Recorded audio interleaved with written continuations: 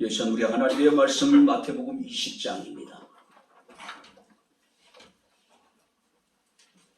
자, 마태복음 20장 20절부터 23절까지 제가 봉독을 해드리도록 하겠습니다. 그때 세베대의 아들의 어머니가 그 아들들을 데리고 예수께 와서 절하며 무엇을 구하니 예수께서 이르시되 무엇을 원하느냐 이르시되 나의 이 두 아들을 주의 나라에서 하나는 주의 우편에 하나는 주의 좌편에 앉게 명하소서. 예수께서 대답하여 이르시되 너희는 너희가 구하는 것을 알지 못하는도다. 내가 마시려는 잔을 너희가 마실 수 있느냐? 그들이 말하되 할 수 있나이다. 이르시되 너희가 과연 내 잔을 마시려니와 내 좌우편에 앉는 것은 내가 주는 것이 아니라 내 아버지께서 누구를 위하여 예비하셨든지 그들이 얻을 것이니라. 아멘. 고맙습니다. 이 시간 우리가 살아계신 하나님을 영과 지혜로 예배케 하시고 또 주의 말씀을 청종할 수 있는 은총을 내려주심을 감사합니다. 길을 여셔서 성령이 교회들에게 하시는 주의 음성을 듣게 하옵소서. 깨닫게 하옵소서. 예수님 이름으로 기도하옵나이다. 아멘. 할렐루야. 자, 우리 옆에 있는 분들과 하나님 우리와 함께 하십니다. 인사하겠습니다. 하나님 우리와 함께 하십니다. 할렐루야. 이제는 완연한 봄이 시작이 된 것 같습니다. 입이 대동강물이 풀린다는 우수도 지나고 또 개구리가 동면에서 깨어난다라고 하는 경칩도 지나고 이제 며칠 후에 되게 되면 밤과 낮의 길이가 똑같아진다는 이제 춘분도 다가오고 있습니다.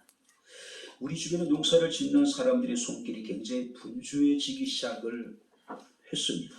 남쪽에서는 벚꽃이 이미 만발했다라고 하는 그 소식이 전해지기도 하고요.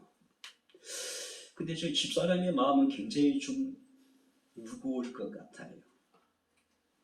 왜냐하면 봄이 이제 되게 되면은 가꾸고 있는 작은 텃밭이 있는데 그름도 이제 몇십 포기를 주문해 놨는데 그름도 줘야 되고 밭도 갈아엎어야 되고 또 파종도 해야 되는데 제가 전혀 지금 도와주지 못하니까 마음이 얼마나 좀 조급할까 그런 생각이 들기도 합니다. 자, 그래도 불구하고 우리가 봄이라고 하는 것은 우리가 생동감을 주는 그런 계절이지 않습니까? 우리의 신앙이 좀 꿈틀거리고 우리의 삶이 뭔가 좀 새롭게 소생할 수 있는 그런 은혜가 우리 가운데 함께 할 수 있기를 기대해 봅니다. 할렐루야. 오늘 우리가 본 말씀을 보게 되면 예수께서 3년간의 공생애를 이제 마무리하시고 하나님의 구속사역을 완성하시기 위해서 예루살렘으로 올라가고 계신 상황입니다. 자, 그만큼 예수님의 고난의 때가 다가왔음을 의미하고 있습니다. 그래서 우리가 17절부터 19절 말씀을 보게 되면은 예수님은 유월절을 앞두고 제자들에게 십자가의 고난을 당하시게 될 것에 대해서 그리고 다시 3일 만에 부활하실 것에 대해서 세 번째 말씀을 하셨습니다. 자, 그런데 성경 말씀을 보게 되면은 예수님의 제자들의 생각은 예수님과는 좀 달랐던 것 같습니다. 자, 그들은 예수님의 말씀을 전혀 아랑곳하지 않고 그들은 예수님과 다른 생각을 가지고 있었다는 사실입니다.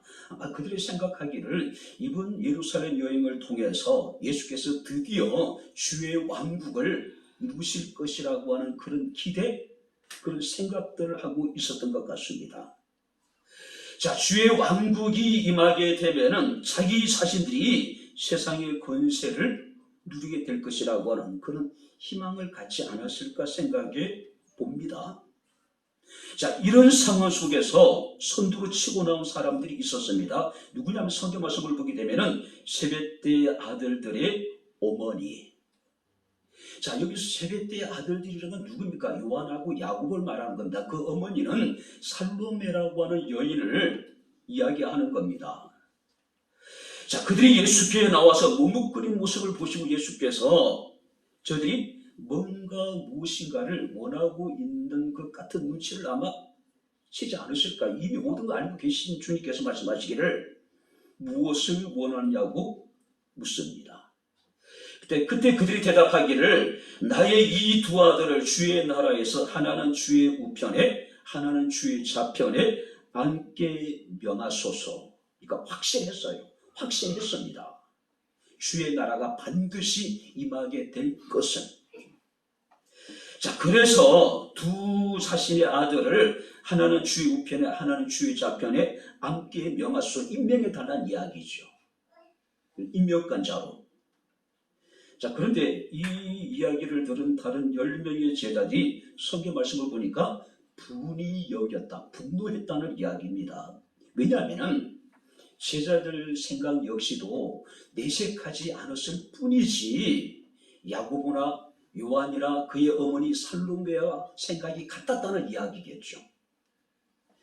자, 그런데 이 이야기는요, 단순히 사도들의 명예욕이나 사도들의 이해 부족을 드러내기 이야기가 아니라 우리가 하나님의 나라에 들어가기 위해서는 어떻게 될 것인가, 우리가 그의 나라에서 하나님의 영광에 참여하기 위해서는 우리가 어떻게 해야 될 것인가를 우리에게 지금 교훈해 주고 있습니다. 그러니까 이 교훈의 과정 가운데 예수께서는 두 가지의 질문을 던지게 됩니다. 자, 이 질문은 우리가 사도메라든지 그의 두 아들이었던 요한이나 야고보에게 국한된 질문이 아니라고 하는 사실이에요. 어쩌면 오늘을 살아가고 있는 이 시간 우리들에게 주시는 주의 여러분들이 말씀이 아닌가 생각이 됩니다. 우리는 이 주의 두 가지의 질문을 통해서 정말 주님께서 우리에게 원하시는 것이 무엇인지를 우리가 함께 생각해 보면서 함께 은혜를 나누도록 하겠습니다. 자, 21절 말씀을 다시 한번 같이 읽겠습니다. 예수께서 이르시되 무엇을 원하느냐 이르되 나의 이 두 아들을 주의 나라에서 하나는 주의 우편에 하나는 주의 좌편에 앉게 명하소서. 주께서 그들에게 부르셨습니다. 무엇을 원하느냐? 자, 이에 대한 대답이 뭡니까? 주의 나라에서 하나는 주의 우편에 하나는 주의 좌편에 앉게 하여 주소서. 앉게 명하소서. 자, 한마디로 그들이 구하는 것은 뭡니까? 세상적인 권세죠. 세상적인 명예입니다. 세상적인 영광이었습니다. 자, 그렇다면 여기서 우리가 생각해 봐야 되는데, 어머니가 자식이 잘 되기를 바라는 것은 누구도 탓할 수가 없죠. 그렇지 않습니까? 이왕이면 우리의 자식들이 의등으로 인정을 받고 그에 상응하는 대접을 받고 싶은 것이 모든 부모된 사람들의 인지상정이에요.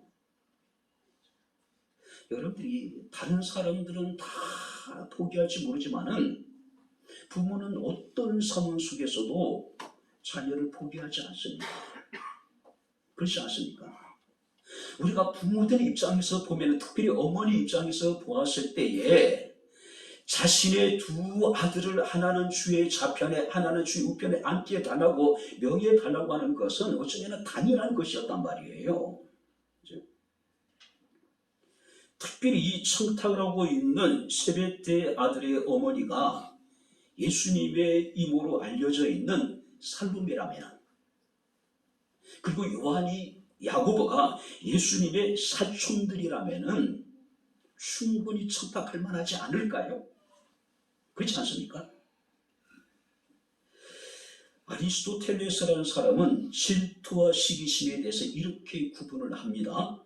질투는 이웃이 가진 걸 자신이 갖지 못해서 슬퍼하는 것이고, 시기라고 하는 것은 자기가 갖지 못한 것을 이웃이 가지고 있는 것에 대해서 슬퍼하는 것이다. 자, 질투의 초점은 본인에게 있다면 시기심의 초점은 타인에게 있는 겁니다. 자, 여기서 제자들이 분노했습니다. 자, 이 청탁을 하고 있는 사람이 예수님의 이모인 살롬이었고, 또 예수의 사촌 형제들이었다면 당연히 그들이 분노할 수밖에 없겠죠. 특별히 이 베드로는요, 이 사도 요한과 더불어서 또 야고보와 더불어서 늘 예수님의 지근 거리에서 예수님을 섬겨왔던 인물이었단 말이에요. 이 분노의 중심에는 베드로가 있지 않았을까요? 왜냐하면 그들에게는 예수님을 조카로 둔 어머니가 없었어요. 그들에게는 예수님 같은 사촌이 없었단 말이에요. 자, 같은 마음을 가지고 있었지만은 누구도 쉽게 예수님에게 가서 이런 얘기를 할 수 없었단 말이에요. 근데 예수님의 이모이기 때문에, 예수님의 사촌이기 때문에 그들이 치고 나가서 지금 예수에게 당신의 나라가 임하게 될 때에 우리 형제 가운데 하나는 주의 우편에 하나는 좌편에 함께 달라니 베드로를 중심한 열 제자 입장에서는 굉장히 불쾌할 수밖에 없었죠. 그런데 많은 사람들이 이 상황에 대해서 굉장히 당황하고 있는 것이 사실입니다. 왜냐하면 마태복음 10장 21절 말씀을 보게 되면 예수께서는 이미 가이사랴 빌립보에서 주는 그리스도의 살아계신 하나님의 아들이라고 하는 베드로의 이야기를 듣고 난 다음에 당신의 고난과 당신의 부활에 대해서 이미 말씀을 하셨어요. 뿐만 아니라 우리가 마태복음 17장 말씀을 보게 되면 예수께서 변화산 사건 이후에 다시 제자들에게 당신의 고난과 당신의 부활에 대해서 말씀을 하셨단 말이에요. 그리고 오늘 본 말씀을 보게 되면 17절부터 19절에 세 번째 같은 이야기를 반복을 하셨단 말이에요. 자, 그런데 주의 제자들의 모습은 어떠할까요? 예수님이 당하시게 될 고난이라든지 십자가의 죽음이라든지 그의 부활에 대해서는 전혀 그들은 관심이 없는 거예요. 특별히 여러분들이 18절, 19절 말씀을 우리 같이 읽어보겠습니다. 18절, 19절 같이 읽겠습니다. 보라, 우리가 예루살렘으로 올라가노니 인자가 대제사장들과 서기관들에게 넘겨짐에 그들이 죽이기로 결의하고 이방인들에게 넘겨주어 그를 조롱하며 채찍질하며 십자가에 못 박게 할 것이나 제3일에 살아나리라. 이번 여행의 목적에 대해서, 이번 여행을 통해 일어날 수 있는 일들에 대해서 예수께서는 제자들에게 경고하고 있는 것이죠. 우리가 예루살렘으로 올라간다. 대제사장들과 서기관들에게 넘겨지게 될 것이고 그들이 죽이기로 결의하게 될 것이고 이방인들에게 넘겨주어 우리를 조롱하고 채찍질하게 될 것이고 십자가 못 박게 할 것이다. 그러나 내가 3일 만에 다 살아나게 될 것이다. 그리고 난 다음에 일어나는 일이 바로 이 일이에요. 아까도 말씀드렸지만은 이 요한과 야고보는 베드로와 더불어서 예수님의 A, B, C 그룹의 제자 가운데 A 그룹의 제자예요. 예수님의 공생의 가운데 예수께서는 늘 이 세 명의 제자들과 함께 동행을 했습니다. 그렇죠? 그들은 누구보다도 예수님의 사랑을 많이 받은 사람들이었단 말이에요. 근데 그들은 지금 예수께서 말씀하셨던 당신의 고난과 죽으심에 대해서 그들은 전혀 이해하지 못하고 있는 겁니다. 전혀 깨닫지 못한 거예요. 아니 어쩌면 욕망에 사로잡혀서 주의 말씀을 듣지 못한 것이 아니었을까요? 그죠? 여러분들이 종교인과 그리스도인의 차이를 무엇이라고 생각하십니까?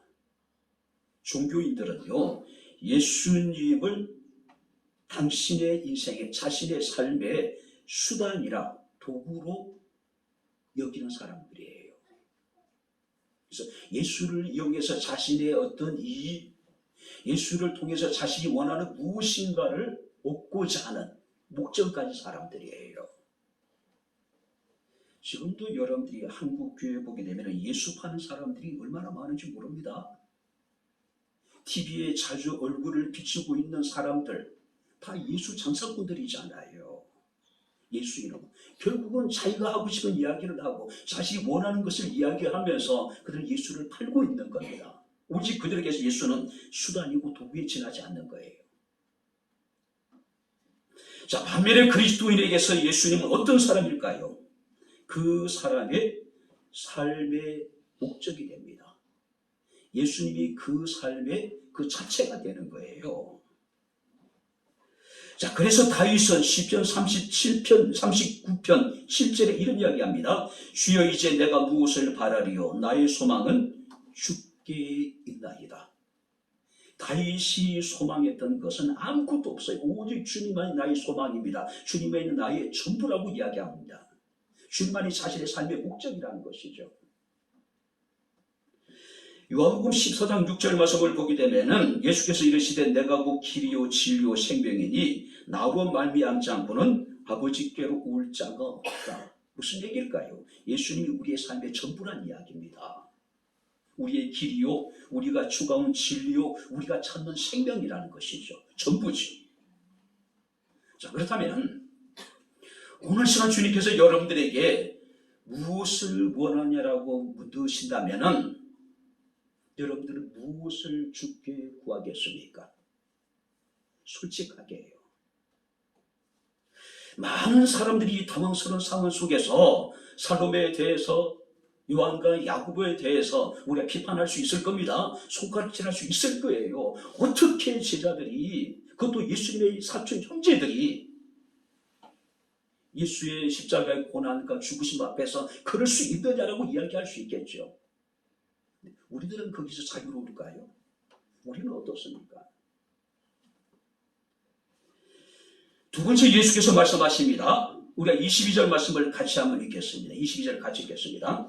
예수께서 이르시되 무엇을 원하느냐? 22절입니다. 예수께서 대답하여 이르시되 너희는 너희가 구하는 것을 알지 못하는도다. 내가 마시려는 잔을 너희가 마실 수 있느냐? 그들이 말하되 할 수 있나이다. 자, 무엇을 원하느냐 물으시고 그들이 무엇을 원하는 것을 예수께 그들이 안 했습니다. 그들의 이야기를 들으시고 예수께서 두 번째 그들에게 물으십니다. 너희는 너희가 구하는 것을 알지 못하는도다.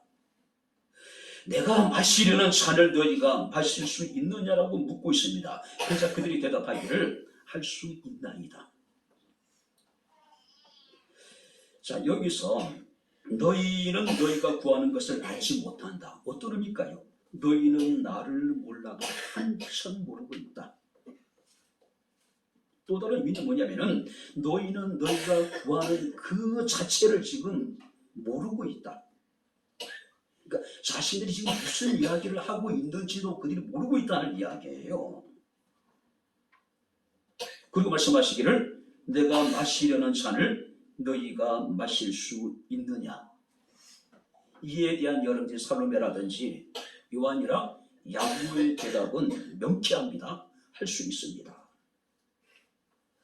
아마 그들이 지금 할 수 있다라고 한 것도 자신이 이 이야기가 무슨 의미인지도 모르고 지금 여러분들 할 수 있다라고 이야기하고 있는 거예요. 여러분들이 부대 가면은 제가 이등병 때 제일 곤혹스러운 시간이 뭐냐면은 수요일날 전투 체력 시간이에요. 그날은 하여튼 무슨 운동이든지 합니다. 근데 개인 운동이 아니라 소대별로 대부분 축구를 해요. 근데 저는 진짜로 축구하면은 속된 표현으로 개구멍이 걸려요. 그냥 뚫려요. 그냥 풀패스예요. 근데 이제 이등병 때 고참들이 너 축구 잘해? 부대에서는 무조건 잘해야 된다고 그래야 돼요. 잘한다고 엄청 뻥을 쳐놨거든요. 근데 막상 수요일날 전투 체력 시간에 다른 소대와 축구를 하는데 제가 그야말로 구멍이 된 거예요. 정말로 생각 없이 어처구니 없어서 웃었어요. 와, 근데 그 웃음이 엄청난 상상할 수 없는 파장을 몰고 올 거라고는 상상도 못했습니다. 졌어요. 와, 전부가 끝나고 난 다음에요.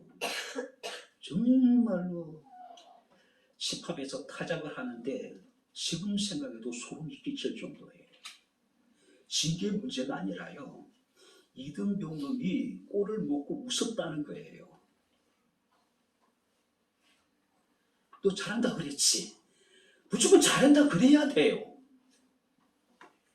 잘해서 잘한다 그랬는데 와, 꼴을 먹고 너무 어처구니 없어서 웃었는데 그것 때문에 저는 이등병이라고 옆에서 세워놓고요. 제 이롭고 참들 들어가지고 야삽으로 매를 맞는데 정말로 진짜 죽고 싶은 심정이었어요. 근데 그럼 끝났을까요? 아니, 그 밑에 고참이 다시 집합시키고 그 밑에 고참이 다시 집합시키고 와, 진짜 죽을 맛이더라고요. 무슨 말인지 모르고 그냥 예, 잘합니다. 지금 여기서 예수의 제자였던 요한이라든지 야고보라든지 그의 이모였던 이 살로미도 마찬가지입니다. 할 수 있습니다라고 이야기하고 있는 거예요. 그래야 되는 줄 생각했어요. 자, 여기서 여러분들이 내가 마시려는 잔이라고 하는 것은 마태복음 16장 24절과 여러분들이 연결됐다고 생각됩니다. 누구든지 내 뒤를 따라오려면 자신을 버리고 제 십자가를 지고 나를 따라야 한다. 내가 마시려는 잔을 너희가 마실 수 있느냐? 이야기는 너 자신을 버리고 너 십자가를 지고 나를 따를 수 있느냐? 나를 따라야 된다. 그런 이야기예요. 근데 그들은 할 수 있습니다라고 얘기하는 겁니다.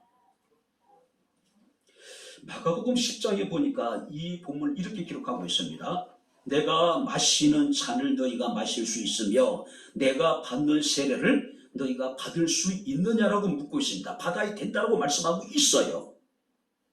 근데 아마 그들은 예수님이 마시는 잔, 예수님이 여러분들이 받으시는 이 세례를 왕궁에서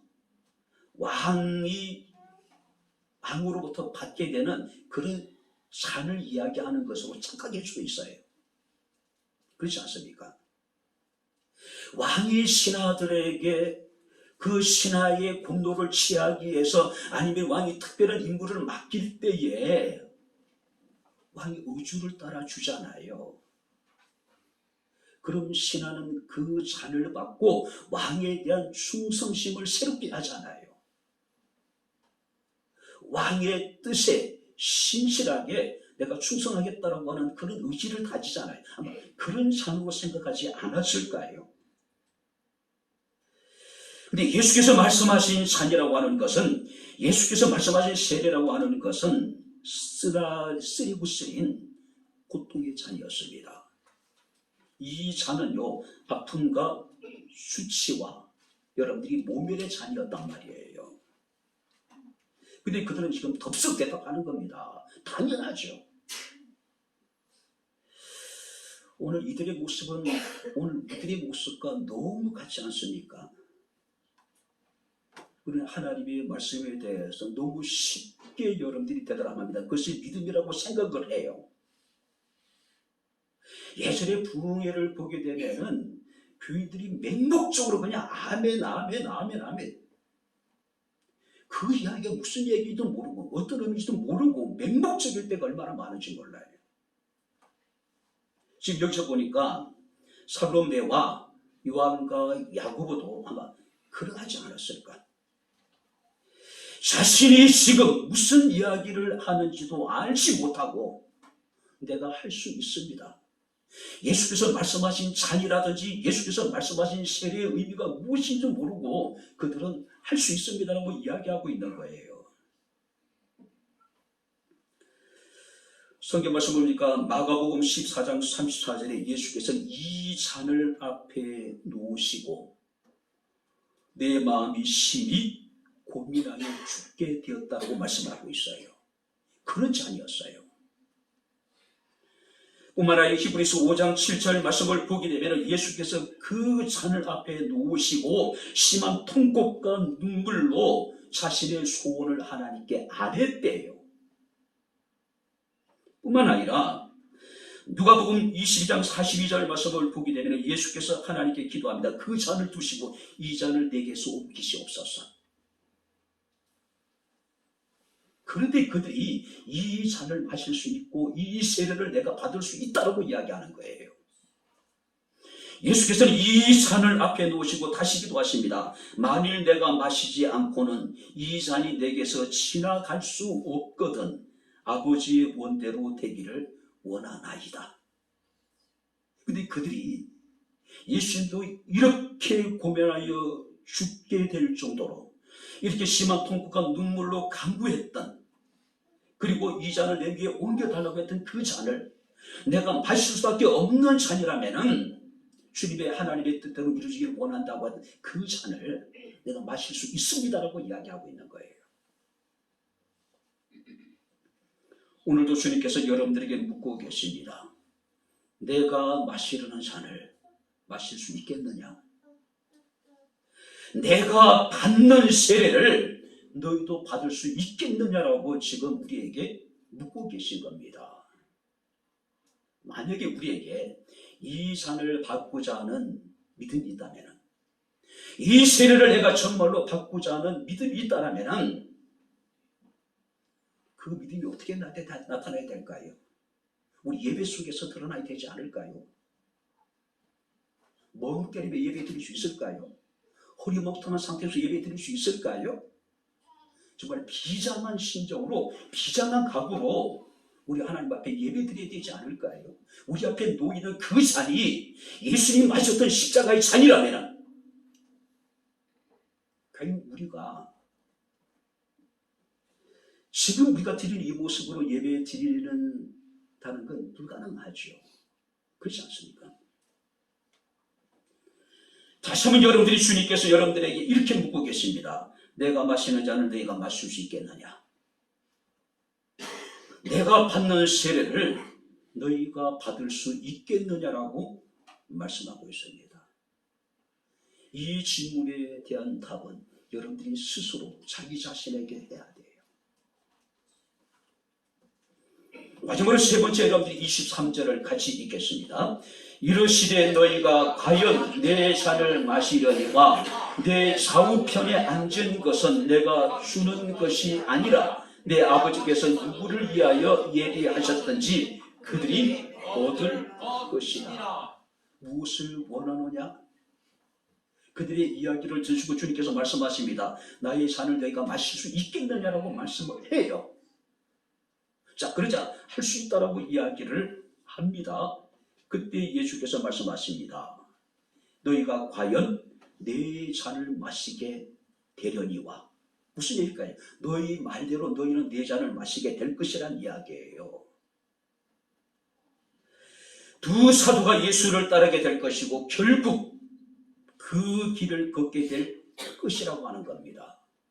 자, 그렇다면 예수님의 이 말씀의 표만을 보면은 두 사도들의 요청에 대해서 승낙하신 건지 거절하신 건지 좀 헷갈리지 않아요?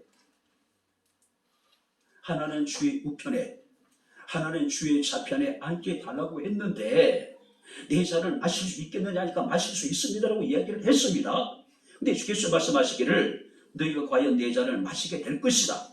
이게 응답인지 아니면 거절인지는 잘 알 수 없습니다. 애매하잖아요.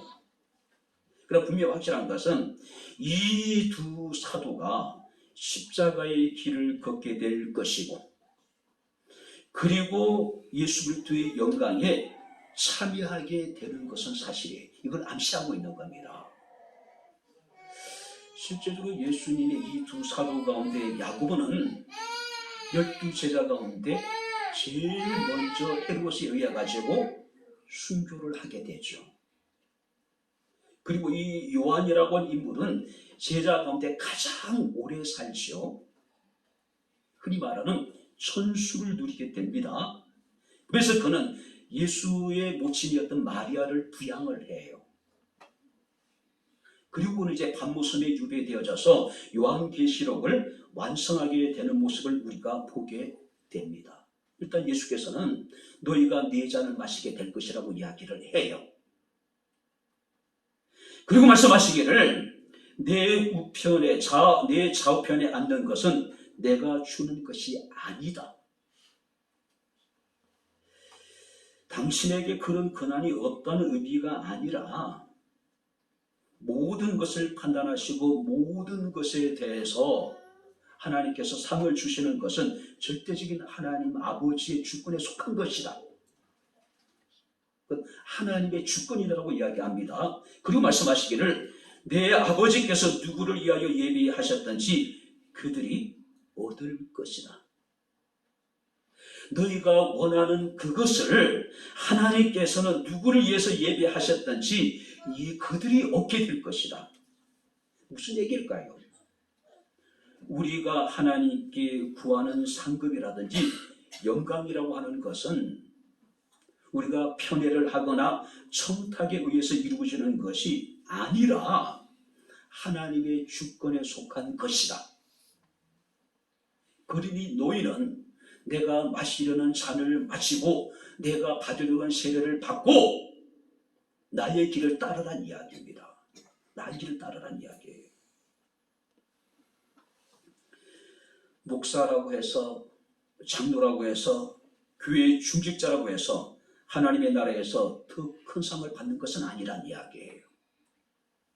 그건 하나님이 판단하실 것이고 하나님이 친히 예비한 그들에게 하나님께서 주실 것이란 이야기예요. 다시 말해서 오직 하나님의 뜻대로 합당하게 살아가는 사람들이 그 상을 받게 될 것이라는 거죠. 그 상을 받게 될 것이라는 거죠. 자, 그래서 예수께서는 마태복음 6장 33절에 그러즉 너희는 먼저 그의 나라와 그의 의를 구하라. 그리하면 이 모든 것, 한번 따라해 보시기 바랍니다. 너희는 먼저 그의 나라와 그의 의를 구하라. 그리하면 이 모든 것, 우리가 이 땅에서 구하는 것뿐만 아니라 우리가 하나님의 나라에서 얻게 되는 모든 것들을 하나님이 친히 우리를 위해서 예비해 두실 것이라는 것이죠. 뿐만 아니라 사도 바울은 갈라디아서 5장 26절에 헛된 영광을 구하지 말라고 이야기합니다. 자, 여기서 헛된 영광이라고 하는 것은 자신만을 위한 영광, 자신만을 위한 영광. 우리가 먹든지 마시든지 살든지 죽든지 우리는 하나님의 영광을 외칩니다. 근데 실제 우리가 구하는 영광은 헛된 영광이 아닐까요? 자기만을 위한 영광을 우리가 구하고 있는 것은 아닐까요? 오직 자기 자신, 자기 가족, 그리고 자기 교회. 바울은 오늘 우리에게 이르기를 헛된 영광을 구하지 말라. 자신만을 위한 영광을 구하지 말라는 이야기예요. 자기 가족만을 위한, 자기 교회만을 위한 영광을 구하지 말아야 된다는 이야기예요. 하나님의 영광이에요. 이 땅에 하나님의 나라가 임하고 이 땅에 하나님의 거룩한 뜻이 이루어지고 하나님의 영광이 충만하기를 위해서 우리가 기도해야 된다는 것이죠. 뿐만 아니라 마태복음 16장 24절 28절 말씀을 보니까 예수께서 제자들에게 이르시되 누구든지 나를 따라오려든 자기를 부인하고 자기의 십자가를 지고 나를 따르는 것. 자기를 부인하고 자기 십자가를 지고 그리고 나를 따르는 것. 이런 사람들이 하나님이 예비하신 그 상을 받게 될 것이라는 것이죠. 특별히 우리가 유다서 1장 15절 말씀을 보게 되면은 하나님이 세상을 심판하시는 기준이 두 가지입니다. 첫 번째가 뭐냐면은 경건치 않는 자들이 경건치 않게 행한 경건치 않는 모든 일들. 또 하나가 뭐냐면은 경건치 않는 자들이 주를 거슬려서 한 모든 완악한 말 때문에 심판을 당하게 될 거라는 것이죠. 그러니까 우리가 행한 일들과 우리가 생각 없이 내뱉었던 모든 말들 때문에 우리가 마지막 날 하나님 앞에 심판을 받게 될 것이다. 그러니까 우리가 말하고 행하는 것을 굉장히 우리가 조심해야 된다는 것이죠. 선거가 이제 목전에 다가왔습니다. 각 당이 이제 후보들을 공천하잖아요. 그런데 공천 이후에 공천이 취소되는 경우가 지금 여야에 계속 벌어지고 있습니다. 뭐 때문일까요?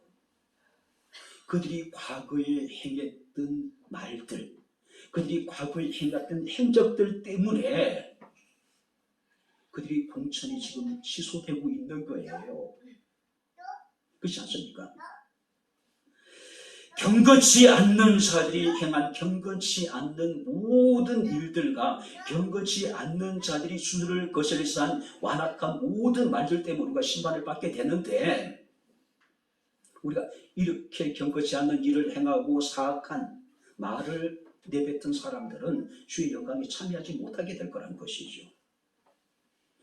그래서 사도 바울은 디모데후서 4장 7절 8절에 나는 선한 싸움을 다 싸우고 나의 달려갈 길을 다 마치고 믿음을 지켰으니 이제 부르는 나를 위해서 의의 면류관이 예비되었다. 그렇게 많은 사람들이 사모했던 의의 면류관이 예비되었다고 이야기합니다. 그리고 이러기를 주 곧 의로우신 재판장이 그날에 내게 주실 것이니 내게만 아니라 주의 나타나심을 사모하는 모든 자에게니라. 할렐루야. 바울만이 이 영광의 면류관을 얻게 되는 것이 아니라 바울과 같은 믿음과 소망을 가지고 주의 나타나심을 사모하는 모든 자들이 바로 의로운 여기서 의의 면류관을 얻게 될 것이라는 것이죠. 주께서 말씀하십니다. 내 아버지께서 누구를 위하여 예비하셨든지 그들이 얻을 것이다. 그들이 얻을 것이다. 하나님이 예비하신 그 영광을 얻을 수 있는 그들이 우리가 되었으면 좋겠습니다. 할렐루야. 우리 백향목회 성도들이 되었으면 좋겠어요. 이제 말씀을 마칩니다. 헤르만 헤세의 한 가지 소원이라고 하는 글에 나오는 이야기입니다. 한 여인이 아이를 출생을 했습니다. 근데 어느 날 한 노인이 찾아와서 그 여인에게 물었습니다. 당신의 아이가 어떤 아이로 자라면 좋겠습니까? 그때 여인이 그런 이야기합니다. 모든 사람들에게 사랑만 받으면 자라게 해주세요. 모든 사람들에게 사랑만 받는 아이. 아이가 성장하는 과정에 있어서 모든 사람들이 그 아이를 사랑해요. 한 해가 지나고 두 해가 지나고 세 해가 지나면서 뭔가 잘못됐다는 것을 이 여인이 깨닫게 됩니다. 왜냐하면 사랑만 받다 보니 자기밖에 모르는 아주 이기적인 아이로 아이가 성장하고 있는 거예요. 그래서 이 여인은 그 노인을 수송을 해서 다시 찾습니다. 그리고 노인에게 이런 이야기합니다. 제발 부탁합니다. 우리 아이를 이한 예전에 내 소원을 취소해 주시고 이 아이가 사랑만 받는 아이가 아니라 다른 사람을 사랑할 줄 아는 아이가 되게 해주세요. 오늘 지금 우리는 우리 스스로에게 한번 대답해 봐야 됩니다. 무엇을 원하느냐? 나의 쓴자를 너희가 마실 수 있겠느냐고 말씀하고 있습니다. 나를 위해서 내 아버지께서 누구를 위하여 예비하셨든지 그들이 얻게 될 것이라고 말씀을 하고 있습니다. 백향목교회 성도들이 정말로 사랑받는 뿐만 아니라 사랑할 수 있는 사람들이 되어줬으면 좋겠습니다. 마음을 다하고 목숨을 다하고 뜻을 다하여 주 하나님을 사랑하고 그와 같이 이웃을 내 몸같이 사랑할 수 있는 사람. 날마다 자기 자신에게 주어진 십자가를 지고 주님을 따르는 사람. 바로 그래서 하나님께 예비하신 그 영광을, 그 은혜를, 그 복을 받아 누리는 그들이 우리 모두가 될 수 있기를 주의 이름으로 축원합니다. 기도하겠습니다. 좋으신 아버지 하나님, 우리 아버지 하나님의 은혜와 사랑을 진심으로 감사합니다. 우리가 구하고 생각하고 소원하는 것들이 하나님의 뜻에 합당한 아버지 아름다운 저희들의 삶이 되기를 원합니다. 무엇보다 간절히 바라고 남는 것은 우리에게 주어진 십자가를 지고 날마다 우리 자신을 부인하며 주를 따를 수 있는 백향목교회 사랑하는 모든 성도들이 되게 하옵소서. 날마다 그의 나라와 그 의를 구하게 하시고 우리에게 주신 주의 사랑을 많은 사람들에게 나눌 수 있는 우리 백향목교회 모든 성도들이 되게 하옵소서. 예수님 이름으로 기도하옵나이다. 아멘. 우리 주 예수 그리스도의 은혜와 하나님의 크신 사랑과 성령님의 교통 조전의 충만 역사 인도하심이 살아계신 하나님께 나와 예배한 주의 사랑하는 모든 성도들 머리머리 위에 저들의 가정과 직장과 사업장과 이 교회와 이 나라 이 민족 위에 지금부터 영원토록 함께 있을지어다. 아멘.